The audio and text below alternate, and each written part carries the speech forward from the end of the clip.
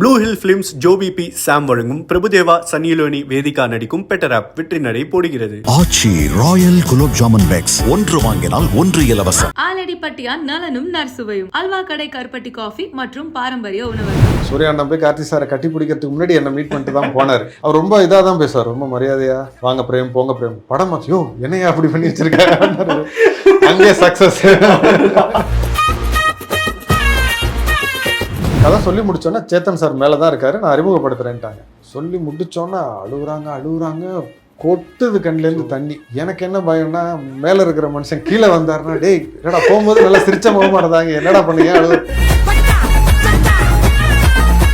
சூர்யா சாருக்கும் கமல் சாருக்கும் ஒரு நட்பு இருக்கு. இன்னொன்று அவங்க ரெண்டு குடும்பத்துக்குமே ஒரு நல்ல ஒரு இது உண்டு. கிட்டத்தட்ட அதை பேச ஆரம்பிக்கும் போது இந்த பாடலையும் கமல் சாரை பாட வைக்கலாமா, எனக்கு அது எப்படி சொல்றது, அப்படியே அது இப்போ ஒரு கெட்டப்ல இருக்காங்க, அது அப்படியே ஒரு சிங்கத்தின் பிடரி மாதிரி தான் இருந்தது. அது அப்படியே பார்க்கும்போது சவுண்டும் கூட ஓரளவு லைவ் சவுண்ட் மாதிரி கொஞ்சம் கனெக்ட் ஆச்சு, சிமிலரா சம் பிளேசஸ்ல. ஓரளவுக்கு இல்லை, லைவ் சவுண்ட் தான். உனக்கே லைவ் சவுண்ட் நினைச்சேன். இன்னொன்று ரொம்ப இமோஷனல் படம், பர்ஃபார்மன்ஸ் ஓரியன்ட் படம். இப்போவாது இப்படி ரெண்டு பேராக நடிக்கிறாங்க. டப்பிங்கில் எதுக்கு மைக்கு தான் இருக்கும், அதை வச்சு நடிக்கிறது ரொம்ப கஷ்டம். அது நம்ம ஒரு நடிகருக்கு செய்கிற பெரிய ஒரு துரோகம்னே சொல்லலாம். அதை சூர்யா சாரும் அவங்க ரெண்டு பேருடைய, அதாவது அரவிந்த் சாமி சார் அண்ட் கார்த்தி சாருடைய ரொமான்ஸ் பார்த்து பொறாமப்பட்டாரு. எடிட்டில் ரியாக்ஷன்ஸ் பார்க்கும்போது இதெல்லாம் நடந்துதா செட்டில் அப்படிங்கிற மாதிரி இருக்கும். ஏன்னா அவ்வளோ அழகான ஒரு பர்ஃபார்மன்ஸ், லிட்டரலாக படம் பார்க்குற மாதிரி இருக்கும். கட்டுன்னு சொல்லி அப்படியே என்ன சொல்கிறது.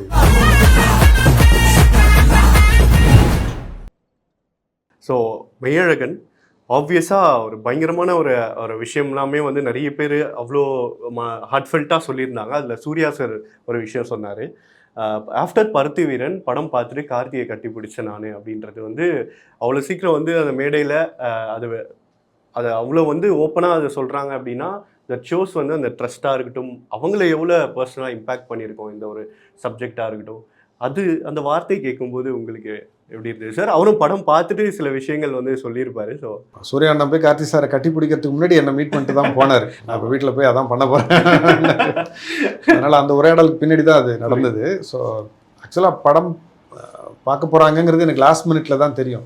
சரி முடிக்கிற நேரத்துக்கு போயிடலாம்னு நினச்சேன். நாங்கள் ஒரு சாங் ரெக்கார்டிங்கில் இருந்தோம், நானும் கோவிந்த் வசந்தாவும். போகலான்னு நினைக்கிறதுக்குள்ளே முடிஞ்சு டிராஃபிக்கில் மாட்டி ரெண்டு பேரும் ஒரு ஸ்கூட்டரை எடுத்துகிட்டு ஓடி போய், ஏன்னா கார்லலாம் போய் சேர்றதுக்கு வழி டைம் இல்லை, ஒரு ஓட்ட ஸ்கூட்டரை எடுத்துகிட்டு தான் போய் சேர்ந்தோம். நல்ல வேலை வெயிட் பண்ணிகிட்டு இருந்தாங்க. சூர்யா அண்ணன் கொஞ்சம் இமோஷ்னல் டைப். அவங்களுக்கு அதை மறைச்செல்லாம் பேச தெரியாது.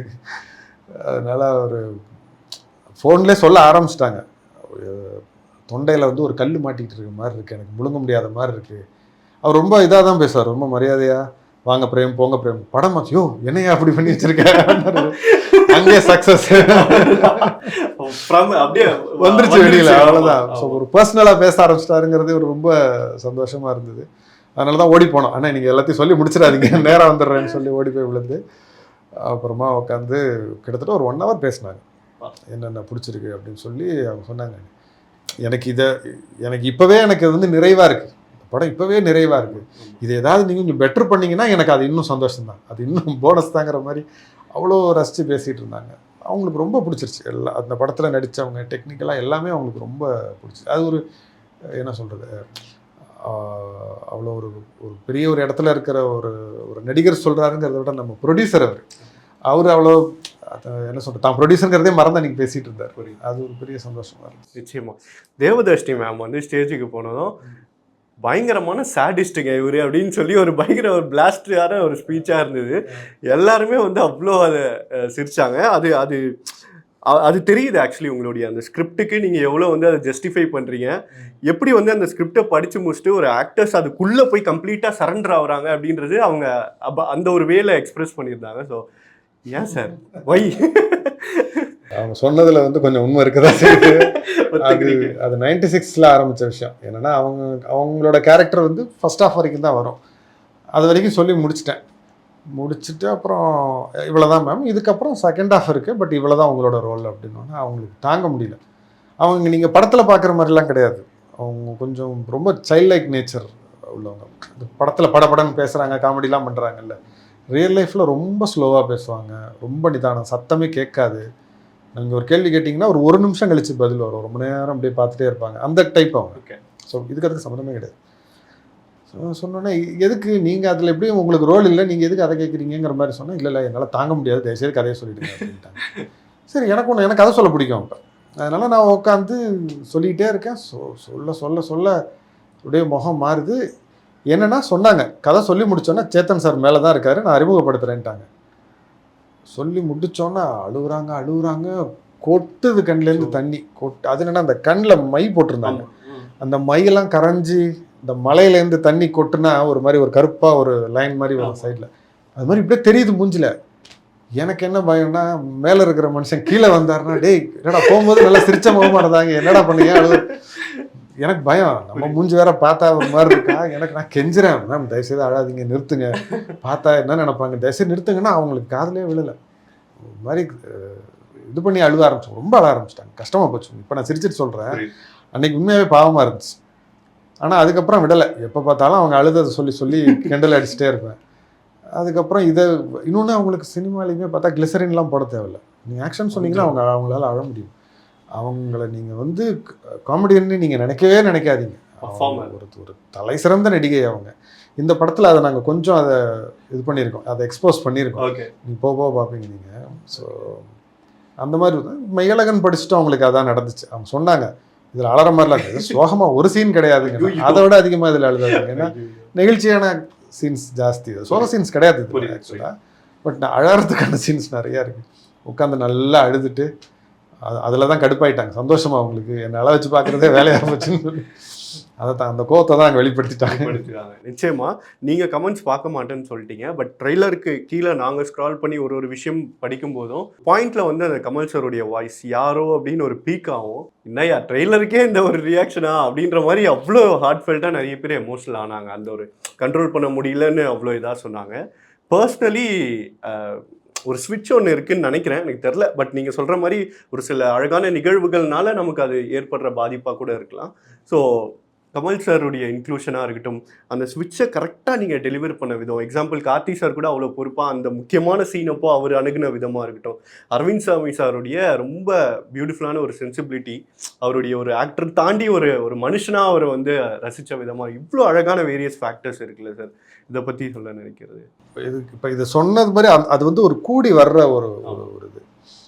இன்னொன்று, ஒரு கமல் சாரை அந்த ஒரு பாடலுக்கு இல்லை, நீங்கள் அந்த ஆல்பம் கேட்டிங்கன்னா தெரியும், இன்னொரு பாட்டில் எண்டு மட்டும் பாடியிருப்பாங்க. விஜய் நரேன் எண்டு மட்டும் பாடியிருப்பாங்க. என்னன்னா அதுலேருந்து தான் ஆரம்பிச்சுது. என்னன்னா அது ஒரு ஊரின் குரலாக இருக்கும், அந்த சொந்த ஊரின் குரலாக, ஒரு வீட்டின் குரலாக அது கேட்கணும். ஸோ அப்படிங்கிறப்ப அந்த வீடு ஒரு 100 வருஷம் பழைய வீடு, அந்த ஊருங்கிறது அதுக்கு ஒரு தொன்மை இருக்குது. தஞ்சாவூர்னா அது ஒரு அவ்வளோ வரலாற்று சிறப்பு மிக்க ஒரு ஊர். ஸோ ஒரு தொன்மை இருக்கணும், அந்த குரல் அப்படி ஒரு கம்பீரமும் ஒரு கர்ஜனையும் இருக்கணும், ஆனால் அவ்வளோ ஒரு கனிவும் இருக்கணும், இவ்வளோ சேர்ந்தது அதில் வரணும். அப்படிங்கிறப்ப கிட்டத்தட்ட அதாவது நம்ம சின்ன பையனாக இருக்கும் போது பாடிய பாடகர்கள் யாரோ பாடணும் அப்படின்னு தோணுச்சு. அப்படி இருக்கிறப்ப அப்படியே யோசிக்கும் போது, ஆனால் மைண்டில் வந்துருச்சு. சரி, இருந்தாலும் கமல் சாருங்கிறவங்க இப்போ இருக்கிற ஒரு உயரம் இதுவரை இல்லாத அளவுக்கு இன்னொரு உயரத்துக்கு போயிட்டாங்க. அவங்கள எப்படி எடுத்துகிட்டு இங்கே பாட வைக்கிறது, அது நம்மளால் சாத்தியம் இல்லையே. அப்படிங்கிறதுனால கொஞ்சம் அந்த இதை நம்ம பொறுமையாக அதை ட்ரை பண்ணுவோம்னு சொல்லிட்டு இருந்தேன். அப்புறம் டீமில் ஒருத்தர் என்ன மாதிரியே பயங்கர ஒரு கமல் ஃபேன் இருக்கார்.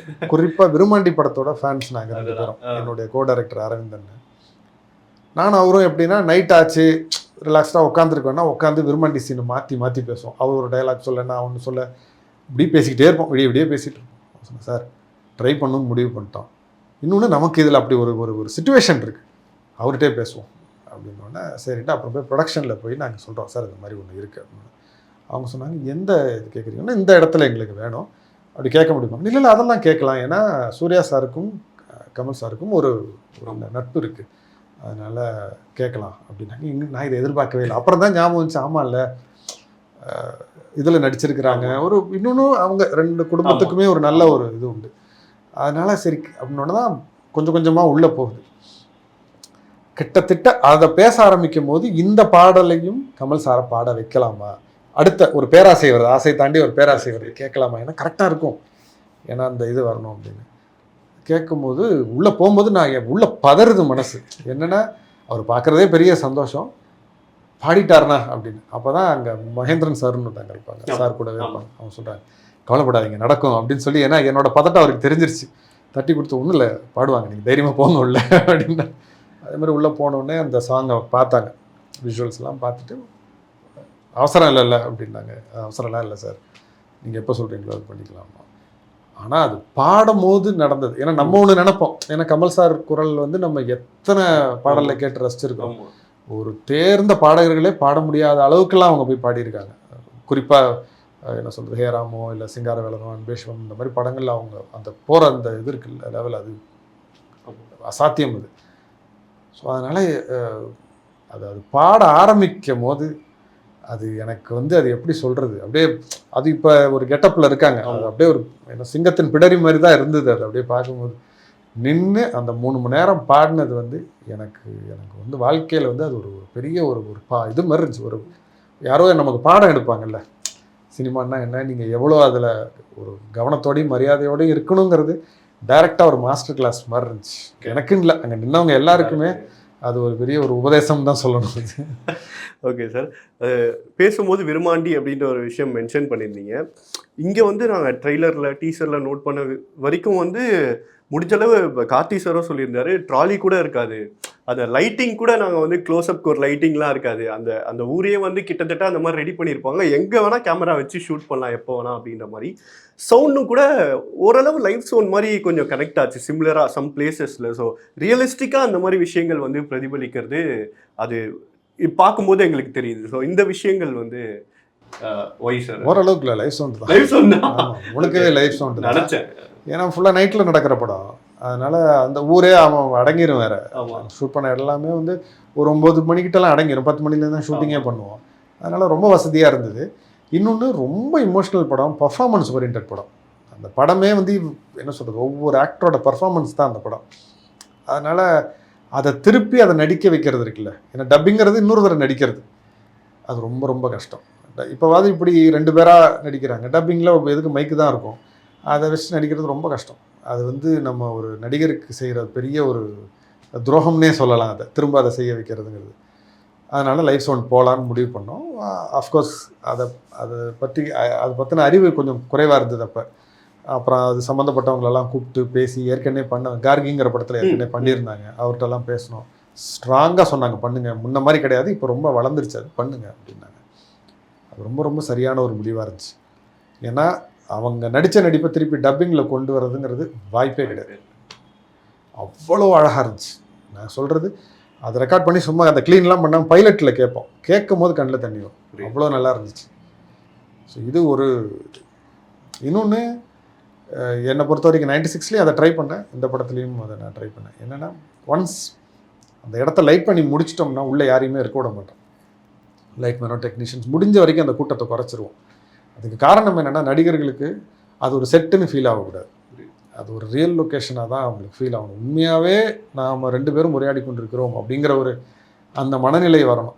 அங்கே வரும்போது கிடைக்கக்கூடிய பர்ஃபார்மன்ஸ் வந்து நிச்சயமாக அவங்களோட பெஸ்ட்டை விட இன்னொரு படி மேலே போகும். அதை நான் அனுபவிச்சிருக்கேன், அதோட இது எனக்கு சூட்சமும் எனக்கு தெரியும். அதனால் நான் அதனால தான் ரொம்ப லைட்டிங் வந்து போட்டு டம்மு டம்முன்னு மாற்றுறது அதை பண்ண வேணான்னு சொல்லி, அது மகேந்திரன் என்னுடைய ஃப்ரெண்டு, என் கூட ஃபிலிம் இன்ஸ்டியூட்லேருந்து படித்து வந்தவன்.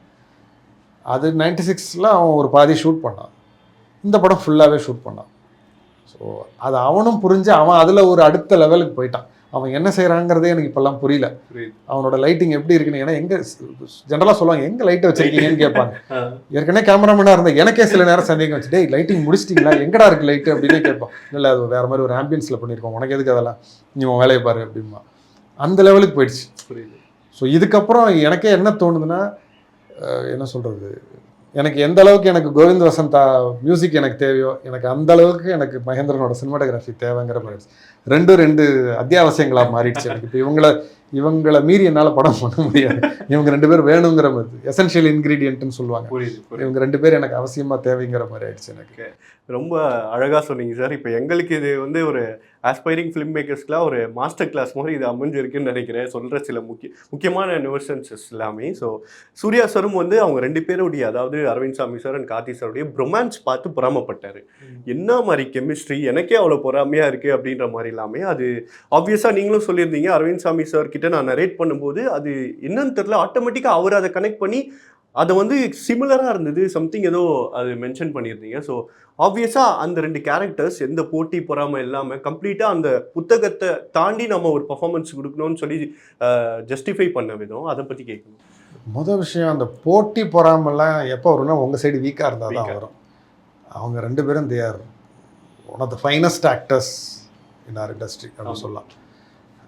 இன்னொன்று, அவங்களுக்குள்ளார ஒரு இது நட்பு முன்னாடியே வந்துருச்சு. சொல்லப்போனால் இந்த ஷூட் ஆரம்பிக்கிறதுக்கு முன்னாடியே ஒரு தடவை ஏதோ டின்னர் போயிட்டு வந்தாங்க அப்படின்னு சொன்னாங்க. வந்த உடனே 2 பேரும் என்னென்னா நிறைய விஷயங்கள் பேசக்கூடியவங்க. நல்ல ஒரு அவங்களுக்கு ஒரு கான்வர்சேஷன் அவங்களுக்குள்ளே இருந்துக்கிட்டே இருக்கும். டேக்குக்கு நடுவில்லாம் நிறைய பேசிக்கிட்டே இருப்பாங்க. டக்குன்னு ஒட்டிக்கிட்டாங்க 2 பேரும். ஒருத்தர் காலை வாரிக்கிட்டு ஏதாவது பண்ணிகிட்டு இருக்கிறது, அந்த மாதிரி ஜாலியாக போயிடுச்சு அவங்களுக்குள்ளார. இன்னொன்று, அது வேற இது வேற, 2 ரோலும் ரொம்ப என்ன சொல்கிறது, எக்ஸ்ட்ரீம் ரோல்ஸ் அது. ஸோ ஒருத்தருக்கு ஒருத்தர் காம்ப்ளிமெண்ட் தான் பண்ண முடியும். இது ரன்னிங் ரேஸ் கிடையாது இல்லை போட்டிலாம் போடுறதுக்கு. அதெல்லாம் இன்ஃபேக்ட் எந்த 2 ஆக்டருமே போட்டி போடவே முடியாது. அது அவங்களுடைய ரோல் வேலை, இவங்களுடைய ரோல் வேறு. அதனால் இது சொல்லப்போனால் நிறைய இடத்துல வந்து என்னென்னா, இவங்களுக்கு ஒரு கேரக்டருக்கு நிறைய டயலாக்ஸ் இருக்கும், இது அமைதியாக இருக்கிற மாதிரி இருக்கும். ஆனால் அந்த மாதிரி இடத்துல கூட பார்த்தா இந்த ரியாக்ஷனுடைய கணம் அவ்வளோ சூப்பராக இருக்கும். வந்து நான் எடிட்டில் ரியாக்ஷன்ஸ் பார்க்கும்போது, ஓ இதெல்லாம் நடந்துதா செட்டில் அப்படிங்கிற மாதிரி இருக்கும். அவ்வளோ அருமையாக இருக்கும். அந்த ஒரு ரியாக்ஷன் போடும்போது அந்த சீனோட இதுவே எலிவேட் ஆகும் ஒரு மாதிரி. அது மாதிரி ரொம்ப இதாக இருந்துச்சு. அதுக்கு இன்ஃபேக்ட் அந்த படத்தை நான் டைரக்ட் பண்ணிகிட்டு இருக்கேங்கிறதே நான் அடிக்கடி மறந்துடுவேன். ஏன்னா அவ்வளோ அழகான ஒரு பர்ஃபார்மன்ஸ், லிட்டரலாக படம் பார்க்குற மாதிரி இருக்கும். கட்டுன்னு சொல்லி அப்படியே என்ன சொல்கிறது, சூப்பர்னுலாம் கத்திடுவேன், அப்படி இருக்கும். அவ்வளோ ஒரு இந்த படமே அப்படி தான் இருக்கும். ஒரு பர்ஃபார்மன்ஸ் மாஸ்டர் கிளாஸ் மாதிரி இருக்கும். நிச்சயமா நீங்கள் ஆக்டிங் ஸ்கூல்ஸ்க்குலாம் இதை போய் எடுத்து போய் பாடமாக சொல்லி கொடுத்தலாம், அப்படி இருக்கும் பார்க்குறதுக்கு. புரியுது. மெய்யழகன் வந்து ஃபஸ்ட்டு ஒரு புத்தகமாக வந்து ரிலீஸ் பண்ணியிருந்தீங்க அப்படின்ற மாதிரி சொல்லியிருந்தீங்க. ரிலீஸ் பண்ணல, அஃப்கோர்ஸ் நீங்கள் வந்து பர்சனலாக அது இது பண்ணியிருந்தீங்க. அதுக்கு ஏதாவது டைட்டில் வச்சுருந்தீங்களா, இல்லை மெய்யழகன் தான் அதுக்கு? அதே டைட்டில் தான். புத்தகமாக இருந்தது தான், அப்படியே தான் இருக்கும். ஒன்றும் எதையுமே மாற்றலை. அதுலேருந்து சொல்லப்போனால் கொஞ்சம் என்ன சொல்கிறது, நம்ம புக்ஸில் கொஞ்சம் டிஸ்கிரிப்டிவாக சிலது இருக்கும், அதை மட்டும் கொஞ்சம் நம்ம விஷுவலாக மாற்றினது தான். மற்றபடி எல்லாமே அதே தான். உங்களுடைய நேரத்துக்கு ரொம்ப நன்றி சார். பெருசாக கிஃப்ட்டு இது லக்ஸூரியஸ் ஐட்டம்ஸ் எல்லாமே உங்களுக்கு பிடிக்காது, கம்ப்ளீட்லி கனெக்டிவிட்டி அந்த நேச்சர் கூட அதெல்லாம் கிடையாது. கொடுத்தா யார் சொன்னா ஒரு லீடு ஒன்று வந்து கிஃப்ட் நம்பர் கொடுக்கலான்னு பார்த்தா அதுக்கு ஒரு முட்டுக்கட்டா சார். ஓகே, கொடுத்துருங்கம்மா. ஸோ கெபிச்சி வழங்கும் ஒரு கிஃப்ட் ஹாம்பர், ஒரு ஷூ சார். இதில் வந்து இதுக்கே இன்னொரு 2வது நன்றி சொல்லிக்கிறேன்னா, ஒரு ஜோடி செருப்பு ஆர்டர் பண்ணேன், இன்னும் வரவே இல்லை. 3 வாரம் ஆச்சு. நானும் அந்த கொரியர் சர்வீஸ்டெல்லாம் கேட்டிருக்கிறேன், வரவே இல்லை. படமே ரிலீஸ் ஆக போகுது. அதனால் நீங்கள் கொடுத்ததை போட்டுக்கிறேன். நன்றி சார். Thank you sir.